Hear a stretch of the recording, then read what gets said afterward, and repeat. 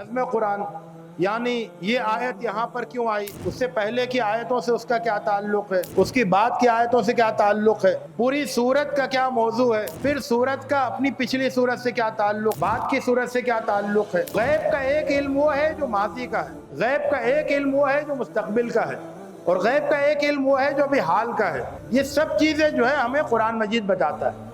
آپ جتنا قرآن مجید پڑھتے جائیں گے اتنا ہی علوم آپ کو آتے جائیں گے۔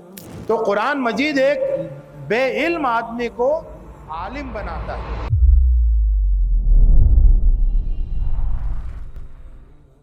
جب ہم علوم القرآن کہتے ہیں، علوم القرآن کا مطلب قرآن کے علوم، knowledges of Quran, sciences of Quran, sciences of Quran, تو پھر کیا مراد ہوتا ہے؟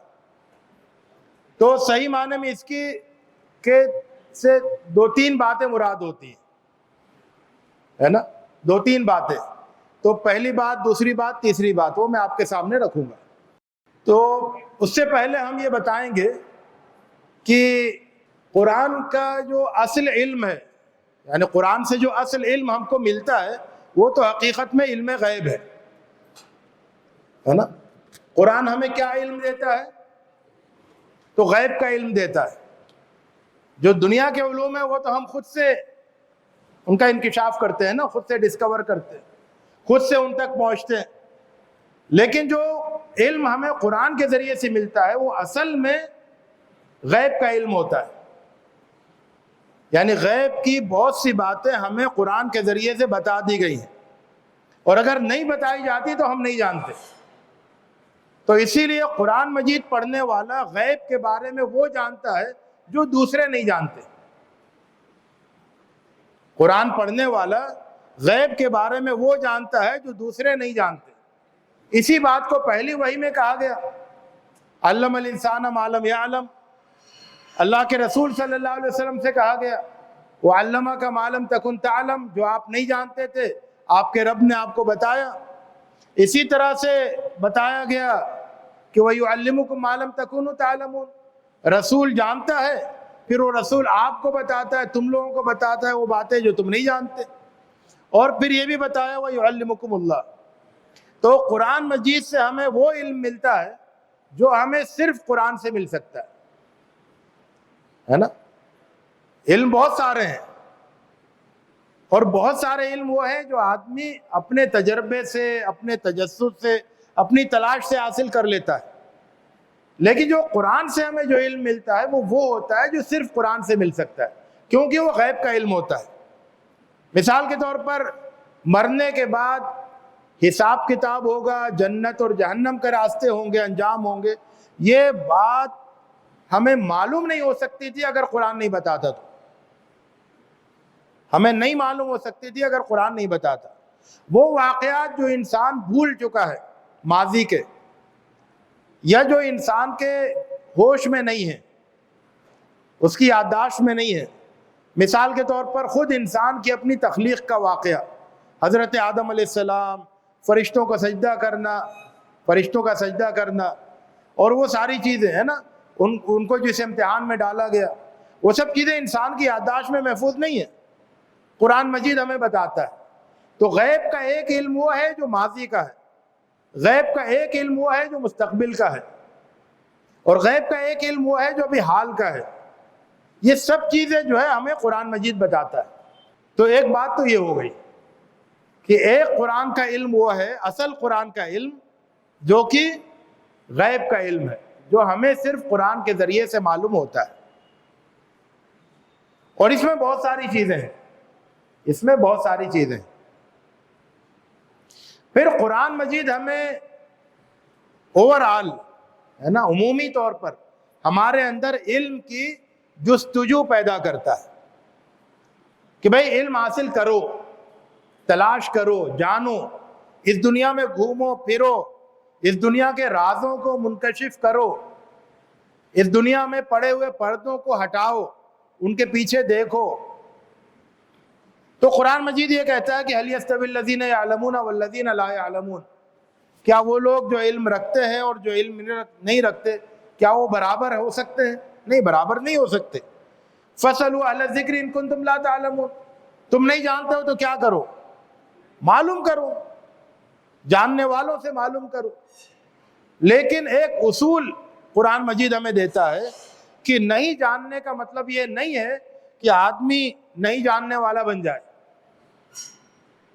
آپ نہیں جانتے ہیں تو جاننے کی کوشش کریں، آپ نہیں جانتے تو نہیں جاننے والے نہیں بن جائیں۔ اس کی عملی شکل یہ کہ اللہ کے رسول صلی اللہ علیہ وسلم جب جس قوم میں پیدا ہوئے وہ قوم ان پڑھ قوم تھی، امتن امیتن، وہ ان پڑھ قوم تھی۔ لیکن کیا اللہ کے رسول نے اس کو ان پڑھ قوم باقی رکھا؟ نہیں، بہت ہی کم عرصے میں اس کو پڑھی لکھی قوم بنا دیا۔ تو اسی طرح سے قرآن مجید جو ہے نہیں جاننے والوں کو جاننے والا بنا دیتا ہے۔ نہیں جاننے والا قرآن مجید پڑھتا ہے اور پڑھتے پڑھتے وہ جاننے والا بن جاتا ہے۔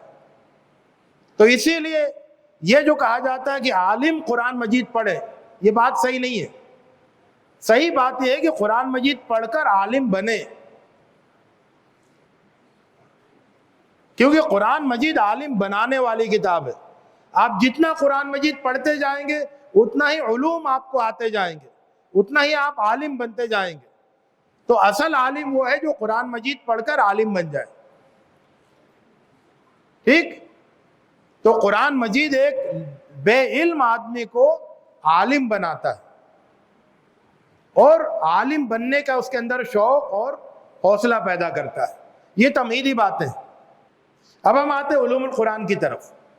تو علوم القرآن کا پہلا انطباق اس لفظ کا ان علوم پر ہوتا ہے جو قرآن مجید کے بارے میں بتاتے ہیں۔ ٹھیک؟ مثال کے طور پر انسان کا جسم ہے نا، تو جسم کے بارے میں جو علوم بتاتے ہیں انہیں ہم کیا کہتے ہیں؟ بائیولوجی ہے۔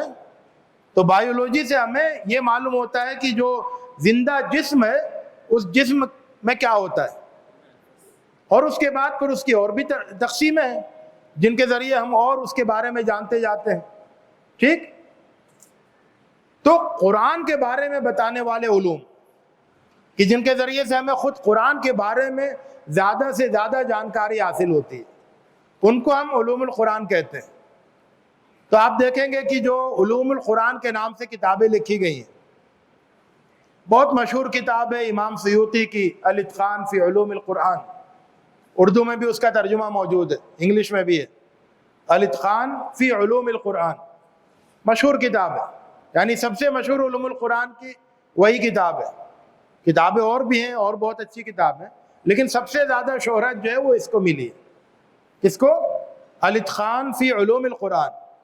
تو اس میں کیا ہے کہ آپ کو قرآن کے بارے میں بتایا جاتا ہے۔ تو کیا بتایا جاتا ہے قرآن کے بارے میں؟ مثال کے طور پر جو علوم القرآن، اس کو بھی میں نے دو حصوں میں تقسیم کیا ہے۔ تو ایک حصہ مثال کے طور پر، مثالوں سے سمجھ میں آئے گا، جیسے اس کو ہم معاون علوم بھی کہہ سکتے ہیں کہ قرآن کو سمجھنے میں جو علوم معاون بنتے ہیں، مددگار ثابت ہوتے ہیں قرآن کو سمجھنے میں۔ ہدف کیا ہوتا ہے ہمارا؟ قرآن کو سمجھنا، اور قرآن کو سمجھنے میں یہ علوم معاون ہوتے ہیں۔ تو مثال کے طور پر قرآنی لغات، یعنی قرآنی ڈکشنری، کہ قرآن میں جو الفاظ آئے ہیں ان کا معنی کیا ہے۔ عربی میں تو بہت سارے الفاظ ہیں لیکن سب قرآن میں نہیں آئے، اور بہت سے الفاظ ایسے ہیں جو قرآن میں خاص طور سے آئے ہیں، اور بہت سے الفاظ ایسے ہیں جن کا عام معنی کچھ اور ہو سکتا ہے لیکن قرآن کا اپنا معنی ہے۔ تو یہ سب چیزیں جو قرآنی لغات میں آتی ہیں۔ تو اگر آپ قرآن مجید سمجھنا چاہتے ہیں تو آپ کو قرآنی لغات کا علم حاصل کرنا ہے، یعنی قرآنی لغات آپ کے پاس ہوں، ان کے ذریعے سے آپ اس کو عربی میں مفردات القرآن بھی کہتے ہیں، میں نے آپ کی آسانی کے لیے قرآنی ڈکشنری یا قرآنی لغات کہا ہے۔ دوسری چیز ہے قرآنی اسالیب، اسالیب القرآن، کہ قرآن کے اپنے اسلوب ہیں۔ مثال کے طور پر قرآن کا ایک اسلوب یہ ہے کہ وہ بات کرتے کرتے اچانک وہ ٹرن لیتا ہے نا، رسول سے مخاطب ہے ہوتے ہوتے اچانک وہ کافروں سے مخاطب ہوگا، اچانک وہ مومنوں سے مخاطب ہوگا۔ تو یہ جو ٹرن ہے، التفات، یہ قرآن کا اپنا ایک اسلوب ہے۔ قرآن کا ایک اسلوب جو ہے حذف کا اسلوب ہے، کہ وہ ایک بات کہے گا اور اس کے بعد بیچ میں ایک حصہ حذف کر کے پھر اگلی بات کہہ دے گا کہ یہ بات آپ کے لیے غیر ضروری ہے، یا یہ بات تو آپ جان ہی لیں گے، یا یہ بات آپ کو غور کر کے بعد میں معلوم ہو جائے گی، اب یہ بات سن لیں، زیادہ ضروری ہے اس کو سننا۔ بیچ کے حصے کو حذف کر دیا، وہ دوسری جگہ موجود ہے، یا آپ خود غور و فکر کر کے سمجھ سکتے ہیں۔ تو ایسے بہت سے اسلوب ہیں قرآن مجید کے، جو قرآن مجید کے اپنے خاص اسلوب ہے نا۔ تو ان اسلوبوں پر گفتگو کی جاتی ہے اس میں، قرآنی اسالیب۔ پھر ہے قرآنی اعراب، یعنی قرآن مجید کی جو گرامر ہے، اعراب القرآن کہتے ہیں، ہے نا، کہ قرآن مجید میں جو گرامر ہے کہ یہ اس پر زبر کیوں ہے، اس پر زیر کیوں ہے، اس پر پیش کیوں ہے نا۔ تو اس کے بارے میں بتایا جاتا ہے کہ یہ فاعل ہے، یہ مفعول ہے، یہ مفعول بھی ہے، یہ مفعول مطلق ہے، جو نحو صرف نحو سے متعلق باتیں۔ پھر قرآنی نظام ہے، نظم قرآن، یعنی یہ آیت یہاں پر کیوں آئی، اس سے پہلے کی آیتوں سے اس کا کیا تعلق ہے، اس کی بعد کی آیتوں سے کیا تعلق ہے، پوری سورت کا کیا موضوع ہے، پھر سورت کا اپنی پچھلی سورت سے کیا تعلق ہے، بعد کی سورت سے کیا تعلق ہے، پھر یہ پورے اس گروپ کا کیا مرکزی موضوع ہے، اس گروپ کا پچھلے گروپ سے کیا تعلق ہے، اگلے گروپ سے کیا تعلق ہے۔ تو یہ جو سیاق و سباق ہے، یہ جو ترتیب ہے نا، یہ جو مناسبت ہے کہ اس کے بعد یہ بات کیوں آئی، اس بات کے بعد یہ بات کیوں آئی، تو ان ساری چیزوں کے اوپر گفتگو کی جاتی ہے، ٹھیک، اس نظام پر، اس نظم کلام پر۔ پھر قرآنی قصص و واقعات ہیں، یہ بھی پورا ایک علم ہے قصص قرآنی کا، کہ قرآن مجید میں جو واقعات بیان کیے گئے ان کا اپنا ایک اسلوب ہے قرآن مجید کا، ترتیب کے لحاظ سے، کہ کہیں وہ ترتیب شروع سے اوپر سے نیچے آتی ہے، کہیں وہ یہ ترتیب نہیں ہوتی ہے، کہیں پر ایک واقعہ تفصیل کے ساتھ ہوتا ہے، کہیں اختصار کے ساتھ ہوتا ہے، کہیں وہ واقعہ ایک ہی واقعہ کئی جگہ تکرار کے ساتھ آتا ہے اور اس میں کچھ تبدیلیاں ہوتی ہیں۔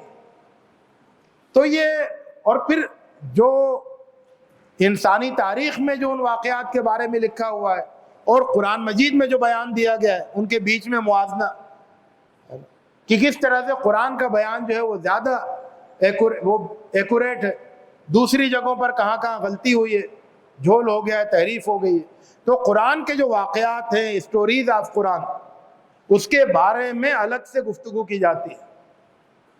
قرآنی جغرافیہ ہے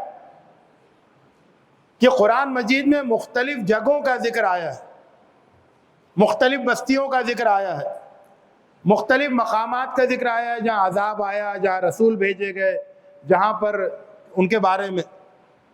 تو ان جگہوں کے بارے میں جاننا، تو قرآن کا جغرافیہ ہے نا، کہ بھئی ذوالقرنین کہاں تھا، پھر وہ کہاں گیا، پھر وہ کہاں گیا، اس کا سفر کہاں سے شروع ہوا، کہاں ختم ہوا، حضرت موسیٰ علیہ السلام کس جگہ پر تھے، اور پھر کہاں گئے، حضرت ابراہیم علیہ السلام پہلے کہاں تھے، پھر کہاں گئے۔ تو یہ ساری چیزیں جو ہے جغرافیے میں، قرآنی جغرافیے میں آتی ہیں۔ پھر مشکلات القرآن کے نام سے بہت سی کتابیں ہیں، کہ وہ مقامات جہاں لوگوں کو سمجھنے میں دشواری ہو رہی ہے، اس وجہ سے نہیں کہ قرآن مشکل کتاب ہے، بلکہ کسی اور وجہ سے، کچھ اور ایسے اسباب ہیں جن کی وجہ سے صحیح مفہوم تک پہنچنے میں لوگوں کو دشواری ہو رہی ہے، لوگوں میں اختلاف ہو گیا کہ یہاں پر صحیح مفہوم کیا ہے۔ پھر قرآنی اعجاز القرآن، کہ قرآن میں کیا کیا خوبیاں ہیں، کیا کیا کمالات ہیں، اور اس پر بھی اعجاز القرآن کی تو بہت ساری شاخیں ہیں، جیسے مثال کے طور پر نہیں شاخیں، اعجاز القرآن اگر ایک علم ہے تو اس علم کی بہت سی شاخیں، بہت سے علم ہیں اس سے نکلے. مثال کے طور پر قرآن کا ادبی اعجاز، ادبی اعجاز یعنی ادبی کمال، اس کے اوپر بہت ساری کتابیں ہیں، پورا ایک علم ہے وہ. قرآن مجید کا سائنسی اعجاز، اس کے اوپر بہت ساری کتابیں، ایک علم ہے. قرآن مجید کا صوتی اعجاز، یعنی آپ قرآن مجید پڑھتے ہوئے جو آواز بنتی ہے، جو نغمہ بنتا ہے، اس کے اوپر کتابیں ہیں. قرآن مجید کا فنی اعجاز کہ قرآن مجید پڑھتے ہوئے جو تصاویر آپ کے سامنے آ جاتی ہیں، جو مناظر آپ کے سامنے آ جاتے ہیں، یعنی یہ کلام کا کمال ہے نا کہ آپ الفاظ پڑھ رہے ہیں اور آپ کے سامنے تصویریں آ رہی ہیں، اور وہ بھی متحرک تصویریں. تو یہ فنی اعجاز ہے، اس پر بہت سا کام ہے. قرآن مجید کا عددی اعجاز کہ نمبرز ہے نا، نمبرز کے لحاظ سے بھی بہت سارے کمالات قرآن مجید میں ملتے ہیں، اور یعنی بہت سے کمال قرآن مجید میں جمع ہو گئے. تو اتنے زیادہ کمالات کسی ایک کلام میں جمع ہو جائیں، اس کی مثال نہیں ملتی. تو قرآن مجید کے من جانب اللہ ہونے کا ثبوت، اور یہ کہ انسان ایسا کلام نہیں بنا سکتا، اس کا ایک پہلو یہ ہے کہ کسی بھی کلام میں آپ کو بیک وقت اتنی زیادہ خوبیاں ایک جگہ نہیں ملیں گی. یعنی ایسا ہو سکتا ہے، ایک مثال میں دیتا ہوں. آپ نے دیکھا ہوگا کہ بعض لوگوں نے کتابیں لکھی ہیں، ہے نا، کتاب لکھتے ہیں وہ، یا نظم لکھتے ہیں، کتاب لکھتے ہیں جس میں کوئی ایسا لفظ استعمال نہیں کرتے، ایسا حرف جس پر نقطہ ہو ہے. تو بعض ایسی کتابیں ہیں جس میں ایسے حروفی استعمال نہیں کیے گئے جو نقطے والے، اور کتاب لکھ لی پوری، نظم پوری کہہ دی، نعت پوری کہہ دی، اور اس میں ایک بھی حرف نقطے والا نہیں تھا. یہ نہیں کہ نقطے لگائے نہیں، نقطے والے حرف ہی یوز نہیں کیے. یعنی مثال کی طور نون ہے، نون پر نقطہ آتا ہے، تو اس میں نون نہیں ہے پوری کتاب میں. بے پر نقطہ آتا ہے، اس میں نون بے وہ نہیں ہے. صحیح. یہ ایک کمال دکھانے کی کوشش کی، کامیاب بھی ہو گئے اس کمال دکھانے میں. لیکن کیا ہوا کہ جب آپ اس کتاب کو پڑھیں گے تو آپ کو بہت زیادہ تکدر ہوگا، کیونکہ اس کمال کو دکھانے میں جو اصل عبارت کو جو حسن ہے وہ غارت ہو گیا. کمال تو ہو گیا کہ آپ نے بغیر نقطے والے حروف استعمال کر لیے، یا بعض کتابیں صرف نقطے والے حروف، تو کمال بھی آپ نے کر لیا. لیکن کیا ہے کہ اس میں بلاغت نہیں ہے، اس میں روانی نہیں ہے، اس میں عام فہم الفاظ نہیں ہے. وہ ایک بہت ہی کمزور قسم کی عبارت ہے جس میں صرف یہ ایک خوبی ہے، باقی ساری خامیاں ہیں. ایک خوبی کو لانے کے لیے باقی ساری خامیاں پیدا ہو گئی. یہ انسان کا مسئلہ ہے نا. لیکن قرآن مجید میں آپ دیکھیں گے کہ ایسا نہیں ہے.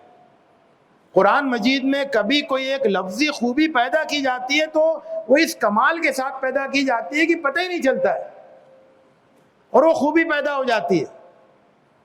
اور جو عبارت کی جو بلندی ہے، فن کی جو بلندی ہے، وہ اپنی جگہ رہتی ہے.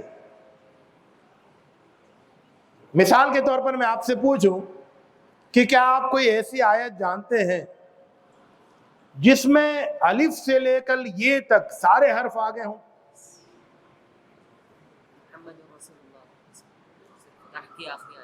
جی ہاں، سورۃ الفتح کی آخری آیت آپ پڑھیں زور سے. محمد رسول اللہ پوری. ہاں، تو یہ جو آیت ہے سورہ فتح کی آخری آیت، محمد الرسول اللہ والذین آمنوا معہ اشداء علی الکفار رحماء بینہم، اگر آپ کو یہ بتایا نہیں جائے تو آپ جان ہی نہیں سکتے کہ اس میں الف سے لے کر یہ تک سارے حرف آ گئے ایک ہی آیت کے اندر. کمال ہے یہ. لیکن اس کمال کے ہوتے ہوئے کوئی خرابی پیدا نہیں ہوئی ہے کلام میں، ہے نا. باقی سارے کمالات بھی موجود ہیں. اس ایک کمال کے ساتھ باقی سارے کمال بھی اس آیت میں موجود ہیں. اس میں تصویری اعجاز بھی ہے، اس میں ادبی اعجاز بھی ہے نا. وہ سب کچھ ہے. نظم کلام بھی بہت بھرپور ہے، اس کے تقاضے بھی پورے ہیں، اور جو اس کا پیغام ہے وہ بھی زبردست ہے، مکمل پیغام ہے، اس پہ کوئی کمی نہیں آئی ہے. لیکن ساتھ میں یہ خوبی بھی پیدا ہو گئی ہے. ٹھیک؟ تو یہ اصل میں قرآن مجید کا کمال ہے کہ اس میں ایک کمال کے ساتھ سارے کمال ہوتے ہیں. انسانی کلاموں میں اگر وہ ایک کمال پیدا کرنے کی کوشش کرتے ہیں تو باقی کمالات جو ہیں وہ نقص میں بدل جاتے ہیں، خامیوں میں بدل جاتے ہیں. اور کون سی آیت ہے دوسری؟ ایک ہی آیت معلوم ہے، ایک آیت اور بھی ہے. چلیں اور آگے چلتے ہیں. پھر یہ تجوید کا علم ہے کہ قرآن مجید کیسے پڑھا جائے، اس کے صحیح مخارج، صحیح ادائیگی، وہ بھی ایک علم ہے. تو یہ سب علوم القرآن میں آتے ہیں، ہے نا. ان کے ذریعے ہم قرآن مجید کو زیادہ سے زیادہ جانتے ہیں. اسی طرح سے میں نے دو کیٹیگری کی، الف اور با، تھوڑا سا فرق ہے اس میں. تو با میں کیا ہوتا ہے، جیسے اسباب نزول ہیں، آیتوں کے نازل ہونے کے اسباب. یہ آیت کس موقع پر نازل ہوئی، اس کو جاننے کے دو طریقے ہیں. سبب نزول کو جاننے کے دو طریقے ہیں. ایک طریقہ یہ ہے کہ کوئی روایت آپ کو مل جائے جو یہ بتائے کہ یہ آیت کس موقع پر نازل ہوئی، اور ایک طریقہ یہ ہے کہ خود قرآن کا سیاق و سباق اور ماحول یہ بتا رہا ہو کہ آیت کس موقع پر نازل ہوئی ہوگی، کن لوگوں کے سلسلے میں نازل ہوئی ہوگی، کس مسئلے کو ایڈریس کرنے کے لیے نازل ہوئی ہوگی. یہ دونوں طریقے اسباب نزول جاننے کے. ناسخ و منسوخ کا علم ہے کہ کیا کوئی آیت منسوخ بھی ہے، اور اگر منسوخ ہے تو پھر ناسخ آیت کیا ہے. یہ بھی پورا ایک علم ہے نا. اگرچہ وقت کے ساتھ ساتھ لوگوں نے اس مسئلے کو حل کرتے کرتے منسوخ آیتوں کی تعداد بہت کم کر دی ہے. یعنی بعض لوگوں نے تو 0 تک لے آئے. شاہ ولی اللہ دہلوی رحمۃ اللہ علیہ 5 تک لے کے آئے تھے، امام سیوطی 21 تک، اس سے پہلے 28، اس سے پہلے 300 وغیرہ وغیرہ. ناسخ منسوخ کا علم یہ معلوم ہونا چاہیے. یعنی اگر آپ یہ بھی جانیں کہ یہ منسوخ ہے یا یہ منسوخ نہیں ہے، یہ سب اس میں آئے گا. پھر قرآن کی تاریخ، یہ قرآن کب کس زمانے میں کس طرح سے مرتب کیا گیا، یہ بھی ایک پورا ایک علم ہے جس پر بہت ساری کتابیں ہیں، بہت سارے ریسرچ اور تحقیقات ہیں. سورتوں کی تقسیم، آیتوں کی تقسیم، ہے نا، کئی لحاظ سے کی گئی ہے. آپ دیکھیں گے علوم القرآن کی کتابوں میں کئی لحاظ سے کی گئی. ایک تو مکی اور مدنی تقسیم ہے، اور وہ بھی کئی لحاظ سے تقسیم کی گئی. تاریخ کے لحاظ سے بھی مکی اور مدنی، اور جغرافیہ کے لحاظ سے بھی مکی اور مدنی. اور اس کے بعد پھر یہاں تک ہے کہ سردی کی آیتیں، گرمی کی آیتیں، حالت جنگ کی آیتیں، حالت امن کی آیتیں، کئی طرح سے تقسیم کی گئی ہے صورتوں اور آیتوں کی. صورتوں اور آیتوں کی ترتیب ہے نا، کہ کس صورت کے بعد کون سی صورت، کس آیت کے بعد کون سی آیت، اس ترتیب پر بھی بہت ساری چیزیں. قرأتیں جو ہیں ان کے اوپر بھی بہت ساری. تو یہ سب علوم القرآن ہے. ان کے ذریعے سے قرآن کو ہم زیادہ سے زیادہ جانتے ہیں. اب کچھ علوم وہ ہیں جن کے اصول قرآن سے اخذ کیے جاتے ہیں، ہے نا. یعنی اگر ایک علم ہے جس کے آپ نے اصول قرآن سے لے لیے اور پھر اس علم کو ترتیب دیا، تشکیل دیا، تو وہ بھی ایک طرح سے قرآنی علوم میں شامل ہوگا. مثال کے طور پر آپ ایک عائلی نظام، ایک فیملی سسٹم تیار کرتے ہیں، تشکیل دیتے ہیں، اور یہ طے کرتے ہیں کہ اس فیملی سسٹم میں اصول قرآن سے لیے جائیں گے. معاشی نظام میں اصول قرآن سے لیے جائیں گے، قرآن کے اصولوں پر معاشی نظام کی تشکیل دی جائے گی. تو یہ بھی علوم قرآنی میں آئے گا، کیونکہ آپ نے قرآن سے اصول لیے، ان کے اوپر آپ نے اس آئیڈیا کی پوری عمارت کھڑی کی. تو یہ جو ساری چیزیں، یہ بھی قرآن کی روشنی میں، یہ وہ میدان ہے جس میں ابھی کرنے کے لیے بہت کچھ ہے.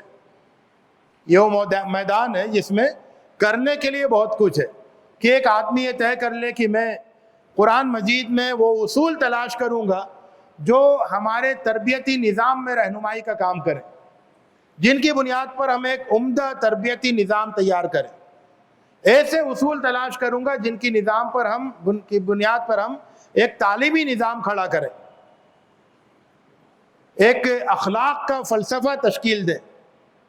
تو ابھی اس میں کچھ کام ہوئے ہیں اور ابھی بہت سارا کام باقی ہے. تو یہ ایک قرآنی علوم کا ایک ڈائمنشن یہ ہے. پھر وہ علوم جنہیں قرآن کی کسوٹی پر پرکھنا چاہیے. ہم نے بتایا تھا کہ قرآن فرقان ہے جسے صحیح اور غلط کا پتہ چلتا ہے. قرآن مہیمن ہے، وہ ایک کسوٹی ہے جس پر رکھیں تو پرکھ ہو جاتی ہے. تو ہمارے بہت سارے علوم جو ہیں ان کو ہم قرآن کی کسوٹی پر پرکھیں. مثال کے طور پر احادیث ہے، تو اس کے سلسلے میں شروع سے اہل علم نے لکھا ہے کہ حدیث کی سند کی تحقیق کرنے کے بعد اس کے متن کو قرآن کے اوپر پرکھنا چاہیے. فقہ کے سلسلے میں بھی ہے کہ اگر فقہ میں جو اختلافات ہوتے ہیں ہے نا علماء کے اجتہادات میں، تو اس میں پھر قرآن کی روشنی میں دیکھنا چاہیے کہ کون سا اجتہاد زیادہ بہتر ہے. ادب، فلسفہ، علم کلام، منطق وغیرہ یہ سب وہ چیزیں ہیں جن کو جو ہم ہیں تو انسانی کوششیں اس میں زیادہ ہوتی ہیں، لیکن بالآخر انہیں قرآن مجید کی کسوٹی پر انہیں پرکھنا چاہیے. پھر ایسے بہت سارے عملی علوم ہیں، پریکٹیکل سائنسز، جن کے لیے اساس ہم کو قرآن مجید میں ملتی ہے، جن کے لیے ایک اور لفظ میں استعمال کرتا ہوں اگنیشن ہے نا، وہ محرک وہ قرآن مجید میں ملتا ہے. چنگاری کہ چنگاری وہاں سے لی اور اس کے بعد پورا آگ جلا لی، تو آگ جلانے کے لیے آپ کو چنگاری کی ضرورت پڑتی ہے نا، تو وہ چنگاری آپ کو قرآن مجید میں ملتی ہے. تو مثال کے طور پر ہم یہ جانتے ہیں کہ بہترین میکانزم وہ ہے، سماجی میکانزم، جو شورائیت پر مبنی ہو. صحیح ہے، شورائیت اس میں زیادہ سے زیادہ ہو، کسی ایک آدمی کا جبر لوگوں کے اوپر نہیں ہو کہ بس میری منمانی ہوگی، وہ اپنے آپ کو عقل کل سمجھے اور وہ گویا کہ سب کو اپنے پیچھے چلنے پر مجبور کرے، وہی سب کے سلسلے میں فیصلہ کرے. بلکہ نہیں، ایک شورائیت کا میکانزم ہونا چاہیے. یہ شورائیت کا میکانزم یہ دور جدید میں بہت زیادہ اس میں ترقی ہوئی ہے. صحیح ہے، لیکن کیا اس کی چنگاری قرآن مجید میں موجود ہے؟ تو ہاں موجود ہے.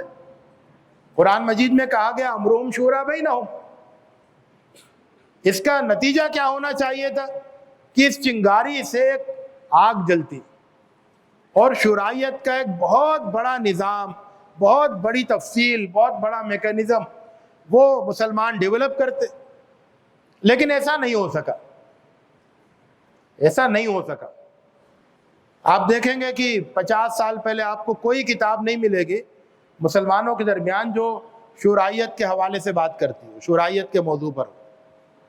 100 سال پہلے آپ کو کوئی کتاب نہیں ملے گی جس میں کوئی ایک چیپٹر شورائیت کے اوپر، ایک باب شورائیت کے اوپر.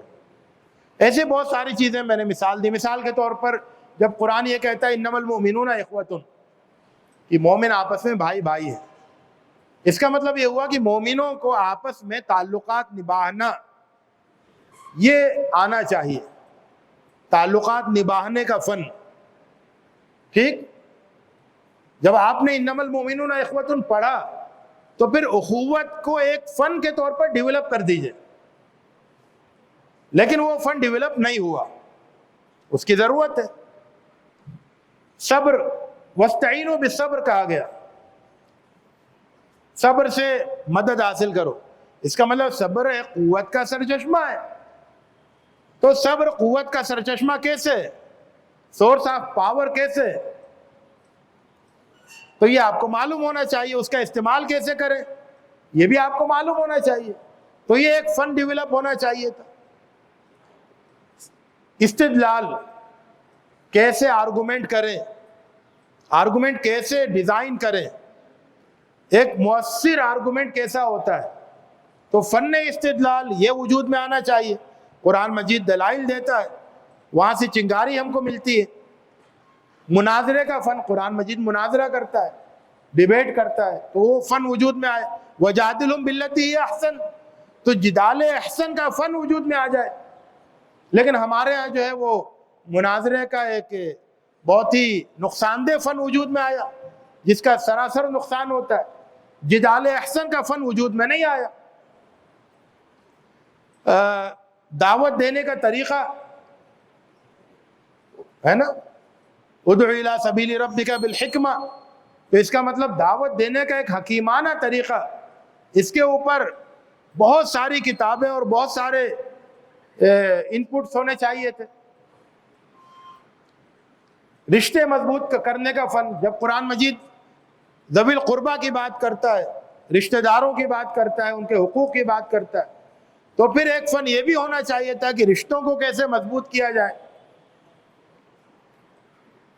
بگڑے رشتوں کی اصلاح کا فن ہے نا, فاصلحوا بین اخویکم ان یریدا اصلاحا یوفق اللہ بینہما, تو کیسے بگڑے ہوئے رشتوں کو بنایا جائے, یہ ایک فن وجود میں آنا چاہیے. تو ایسی بہت ساری چنگاریاں, بہت سارے اگنیشن وہ قرآن مجید میں موجود ہے. ٹھیک, اس کے لیے کیا ضروری ہے؟ اس کے لیے ضروری ہے کہ قرآن مجید کا صرف ایک آیت بآیت مطالعہ نہیں ہو ایک کتاب کی طرح سے, بلکہ اس کا موضوعاتی مطالعہ بھی کیا جائے, کہ قرآن مجید سے تھیم نکالی جائے کہ قرآن مجید میں کیا کیا موضوعات ہیں, کیا کیا ٹاپکس ہیں جو کہیں ضمناً کہیں صراحتاً ان کو ڈسکس کیا گیا ہے. اور ہونا یہ چاہیے کہ ہم میں سے ہر آدمی جو قرآن مجید سے ایک انٹلیکچول ریلیشن شپ قائم کرنا چاہتا ہے, ایک علمی خدمت قرآن مجید کی انجام دینا چاہتا ہے, اور وہ ہم میں سے ہر آدمی کر سکتا ہے نا. ہم سب علم کی دنیا میں کہیں نہ کہیں کچھ کر رہے ہیں, یعنی علم سیکھنے والے ہیں, علم حاصل کر رہے ہیں, علم حاصل کر چکے ہیں, علم کا سفر جاری ہے. تو قرآن مجید کی علمی خدمت ہم کر سکتے ہیں, اور اس کا طریقہ یہ ہے کہ ہم قرآن مجید کے سے 2 3 4 موضوعات لے کر اپنی جھولی میں ڈال لیں, اور اس کے بعد پھر جب بھی ہم پڑھیں قرآن مجید کو پڑھیں تو ان موضوعات کے حوالے سے غور کریں. ہم دوسری دنیا کی لکھی ہوئی کتابیں پڑھیں تو ان میں ان موضوعات کو تلاش کریں, اور جہاں جہاں ان موضوعات سے متعلق ہم کو ملتا جائے ہم جمع کرتے رہیں, یہاں تک کہ ہماری فائل میچور ہو جائے. اس پر میں اور آگے گفتگو کر کے بات مکمل کروں گا. تو میں یہ کہہ رہا تھا کہ وہ علوم جو قرآن کی چنگاری سے وجود میں آ جائیں, انہیں بھی ہم قرآنی علوم کے دائرے میں رکھتے ہیں, انہیں بھی ہم قرآنی علوم کے دائرے میں رکھتے ہیں, کیونکہ ان کا محرک جو ہے نا وہ قرآن مجید بنا, ان کی جڑ قرآن مجید میں ہے. تو قرآن مجید کا موضوعاتی مطالعہ, یہاں سے اس کی اہمیت سامنے آتی ہے. قرآن مجید کا موضوعاتی مطالعہ, اس کے لیے آپ کیا کریں؟ اس کے لیے سب سے پہلے آپ موضوع کا انتخاب کریں. کہ مثال کے طور پر صبر یہ ایک موضوع ہے, صبر کے موضوع پر یہ انتخاب کر لیا, صبر کے موضوع پر مجھے کتاب لکھنی, مجھے ایک بڑا کام کرنا ہے, ایک علم ڈیولپ کرنا ہے, صرف ایک کتاب نہیں لکھنی ہے, ایک علم تشکیل دینا ہے, ایک فن وجود میں لانا ہے. اب اس کے لیے اس موضوع سے متعلق قرآن مجید کی آیتوں کو جمع کریں. تو کئی کتابیں ایسی ہیں جو کہ قرآن مجید کے موضوعات کو جمع کے بارے میں وہ ان کا انڈیکس ہے. جیسے میں نے 3 کتابیں لکھی ہیں, یا اور بھی ہیں, ممتاز علی صاحب کی کتاب ہے اشاریہ مضامین قرآن, نعمان انوار کی ہے موضوعات القرآن, نیٹ پر اویلیبل ہے PDF, زاہد ملک کی کتاب ہے مضامین قرآن, اور بھی کتابیں ہیں, عربی میں تو اور زیادہ ہے. تو ان کتابوں کو میں تلاش کریں کہ صبر قرآن مجید میں کہاں کہاں آیا ہے. لیکن اس پر اکتفا نہیں کریں. آپ جب قرآن مجید کا ایک پورا تلاوت اور ختم اور مطالعہ کر رہے ہیں, اس بیچ میں بھی جہاں جہاں آپ کو ملے اپنے موضوع سے متعلق کوئی بات, آپ اس کو نوٹ کریں, کیونکہ ہو سکتا ہے کہ اس کے ذہن میں وہ بات نہیں آئی ہو کہ یہ موضوع یہاں پر ہے, لیکن آپ کو مل جائے. ٹھیک, اس کے بعد پھر وہ جو موضوع ہے اس سے آگہی حاصل کریں. مثال کے طور پر صبر کا موضوع ہے, تو صبر کے موضوع پر انسانوں نے جتنا کچھ لکھا ہے اس کو پڑھیں، تاکہ اس کے سلسلے میں آپ پورا واقف ہو جائیں کہ انسان کہاں تک پہنچا اپنی دریافت میں۔ پھر آپ یہ دیکھیں کہ اس موضوع سے متعلق مسائل کیا ہیں، دشواریاں کیا ہیں، ہے نا، انسان ابھی بھی کن گتھیوں کو حل نہیں کر سکا ہے، پرابلمز کیا ہیں، تو پرابلمز کو طے کریں جن کو آپ کو ایڈریس کرنا ہے۔ پھر موضوع سے متعلق جو قرآن کی رہنمائی ہے اس کا امتیاز کیا ہے انسانی کوششوں کے مقابلے میں، اس پر بھی آپ غور کریں، سوچیں، اس کو نشاندہی کریں۔ پھر اس موضوع سے متعلق جو غلط تصورات پھیلے ہوئے، غلط رویے انسانوں میں پھیلے ہوئے، مثال کے طور پر صبر کے بارے میں اگر یہ تصور ہے کہ صبر خالی پٹ جانے کا نام ہے تو یہ غلط تصور ہے نا۔ اگر کوئی یہ تصور رکھتا ہے کہ اللہ کے رسول صلی اللہ علیہ وسلم مکے کی زندگی میں صبر کرتے تھے، یعنی صرف گھر پہ بیٹھ کے ظلم سہ رہے تھے، آپ اور آپ کے صحابہ ظلم سہنے کے علاوہ کچھ اور نہیں کرتے تھے، تو یہ صبر کا غلط مفہوم ہے، غلط تصور ہے۔ تو جو اس موضوع سے متعلق غلط تصورات ہمارے درمیان، دوسروں کے درمیان پائے جاتے ہیں، غلط رویے پائے جاتے ہیں، ان کی نشاندہی کریں، اور اس کے بعد پھر ان ساری چیزوں کو سامنے رکھ کر آپ اس موضوع پر ایک کام کریں۔ ظاہر ہے کہ یہ بہت بڑا کام ہے، ایک موضوع پر اگر ایک زندگی، دو زندگی، 4-5 زندگی قربان ہو جائے اور ایک قرآنی موضوع کا حق ادا ہو جائے تو یہ انسانوں کے لیے، انسانوں کے اوپر بہت بڑا احسان ہے، انسانوں کے اوپر ایک بہت بڑا احسان ہے کہ قرآن مجید کی ایک رہنمائی آپ نے انسانوں تک پہنچا دی، ان کی ضرورتوں کو پورا کرنے والی۔ تو میرا مشورہ یہ رہتا ہے کہ لوگ جو ہے اپنے پاس فائلیں کھول لیں کہ بھئی میرے پاس 5 فائلیں میں کھولتا ہوں ان 5 موضوعات کی، اور یہ مجھے یاد رہے، ہمیشہ میرے سامنے رہے، ڈیسک ٹاپ پر رہے سامنے، یا میرے کمرے میں اگر فائلیں ویسی ہیں تو وہ ہارڈ فائلیں میرے کمرے میں سامنے الماری پر ہیں، اور جب بھی میں کوئی مطالعہ کروں اور جہاں مجھے کوئی ایسی چیز ملے جو اس سے متعلق ہے، میں اپنی فائل میں اس کو شامل کرتا رہوں۔ 1 مہینہ، 2 مہینہ، 1 سال، 2 سال، 4 سال، 5 سال، جب آپ کو یہ محسوس ہو جائے حقیقت پسندی کے ساتھ کہ ہاں اب میری فائل جو ہے میچور ہو گئی، اب اس میں نے ان سارے شقوں سے متعلق بہت ساری چیزیں جمع کر لی ہیں، تو پھر آپ اس فائل کو، ضروری نہیں ہے کہ آپ ڈرافٹ کریں، کوئی اور ڈرافٹ کر سکتا ہے، لیکن کنٹینٹ آپ کے پاس اتنا جمع ہو گیا کہ اب اس کی روشنی میں، یعنی اس کی بنیاد پر ایک پوری سائنس جو ہے وہ وجود میں آ سکتی ہے، ایک پورا آرٹ جو ہے وہ وجود میں آ سکتا ہے۔ تو یہ ایک گویا کہ ایک اسائنمنٹ ہے علوم القرآن کے تعلق سے، یہ قرآن کے جو علم ہے، جو قرآن کے اندر موجود ہے، ان پر آپ کیا کام کریں، کس طرح سے کام کریں۔ ظاہر ہے کہ ابھی آپ کی ابتدا ہے، ابھی تو آپ نے اس پر سوچا ہی نہیں تھا، آج آپ کے سامنے یہ باتیں آئی ہیں، اگر حوصلہ پیدا ہوگا آپ اس میں سے کچھ انتخاب کریں گے، اس پر کام کریں گے، تو آج نہیں تو 10 سال کے بعد آپ دیکھیں گے کہ آپ کو بہت ساری چیزیں آپ کے پاس حاصل ہو گئی، اور آپ ایک مالدار انسان ہو گئے جس کے پاس وہ ہے جو دوسروں کے پاس نہیں ہے، اور آپ جو ہے قرآنی علوم کی گویا میدان میں کنٹریبیوٹ کر سکتے ہیں، اور یہ بڑا اونچا مقام ہے۔ اللہ رب العزت ہمیں قرآن مجید سے جہاں عملی رشتہ قائم کرنے کی توفیق دے، وہاں یہ علمی اور فکری رشتہ بھی قائم کرنے کی توفیق دے۔ وآخر دعوانا الحمدللہ رب العالمین۔